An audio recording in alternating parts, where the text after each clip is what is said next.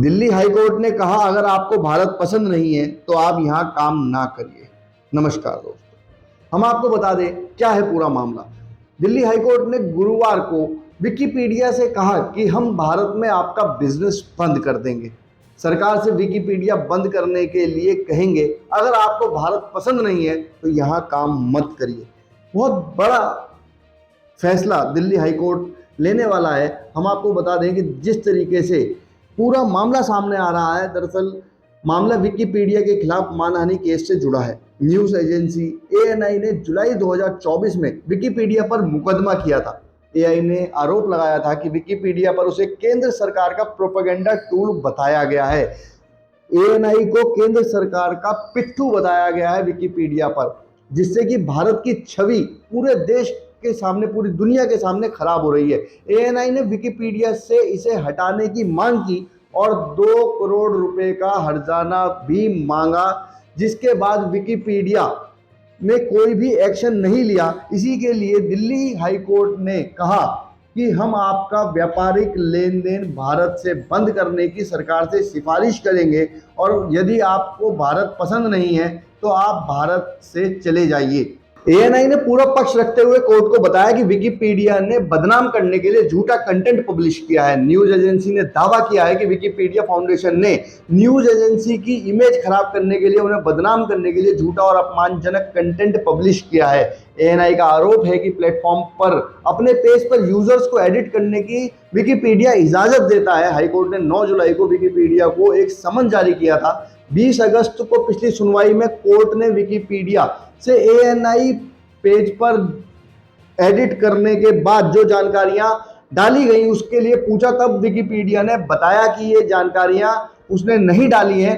Wikipedia पे एक option होता है जहां पर विकिपीडिया पर आने वाला यूजर उसमें एडिट करके कुछ भी उसमें डाल सकता है और उसके बारे में अपनी बात बता सकता है, अपनी राय दे सकता है। ये विकिपीडिया ने नहीं डाला है, लेकिन उसके यूजर्स ने डाला है। इस पर कोर्ट ने सख्त होते हुए विकिपीडिया से पूछा कि हमें उन 3 यूजर्स की जानकारी, 3 सब्सक्राइबर्स की जानकारी दी जाए, जिससे कि हम उनका भी पता लगा सके। और जिस तरीके से पूरा सिस्टम, पूरा प्लेटफॉर्म आपका है, विकिपीडिया का है, तो निश्चित ही इसकी पूरी जिम्मेदारी विकिपीडिया की होनी चाहिए और किसी की नहीं होनी चाहिए। लेकिन वहीं कोर्ट ने विकिपीडिया को चेतावनी देते हुए यह भी कहा कि अगर आपको भारत के बारे में, भारत की जानकारी इतनी नहीं अच्छी लगती तो फिर आप भारत से व्यापार भी ना करें, आप यहां से चले जाएं। विकिपीडिया ने अपने यूजर्स की, अपने सब्सक्राइबर्स की जानकारी अभी तक नहीं दी है। इसके लिए एएनआई ने कोर्ट के आदेश की अवमानना के आरोप लगाते हुए 5 सितंबर को विकिपीडिया के खिलाफ अवमानना याचिका दायर की थी।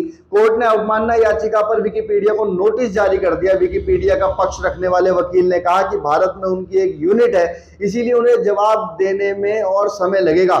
जस्टिस नवीन चावला ने इस दलील पर कड़ी आपत्ति जताई। उन्होंने 25 अक्टूबर को विकिपीडिया के प्रतिनिधित्व को कोर्ट में पेश होने का एक आदेश जारी कर दिया। यह घटना बहुत बड़ी घटना है, क्योंकि विकिपीडिया पर जिस तरीके से आरोप लगा है कि एएनआई पर गलत रिपोर्टिंग की जाती है और यह भारत सरकार के, केंद्र सरकार के कहने पर ही प्रोपेगेंडा टूल के रूप में काम करने और फेक न्यूज वेबसाइटों के विशाल नेटवर्क से कंटेंट बांटना, कई मौकों पर घटनाओं की गलत रिपोर्टिंग करने का आरोप है। इससे एएनआई की पूरी छवि धूमिल हुई है और एएनआई ने कोर्ट के अंदर जिस तरीके से शिकायत करते हुए अपनी मानहानि का भी एक अमाउंट मांगा है विकिपीडिया से। देखना होगा कि आने वाले समय में किस तरीके से कोर्ट फैसला देने वाला है और भारत की छवि जो पूरे देश के अंदर खराब हो रही है, पूरी दुनिया के अंदर खराब हो रही है, इसके ऊपर विकिपीडिया आने वाले समय में कितनी जल्दी अपने कंटेंट को सही करता है और भारत की छवि को जो खराब हो रही है उसे बचाने में कामयाब होता है।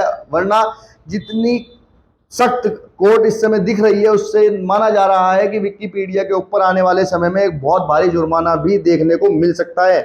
विकिपीडिया ने इस पर जवाब देते हुए अभी भी अपने सब्सक्राइबर्स की जो बात लिखी हुई है उसको एडिट नहीं किया है, उसको नहीं हटाया। इससे साफ है कि आने वाले समय में विकिपीडिया की मुश्किलें बढ़ सकती हैं और देखना होगा कि भारत अपनी छवि बचाने के लिए, एएनआई अपनी छवि बचाने के लिए और कितनी सख्ती से आगे बढ़ता है। इस पूरे प्रकरण में किस तरीके से और आगे फैसले लिए जाते हैं, देखना होगा कि भारत सरकार भी इसके अंदर कुछ आने वाले समय में कदम उठा सकती है या नहीं उठाती। अगर आपको ये जानकारी अच्छी लगी हो तो हमारे चैनल को सब्सक्राइब करें, वीडियो को ज़्यादा से ज़्यादा शेयर करें और ऐसी खबरों के लिए हमारे साथ जुड़े रहें। धन्यवाद।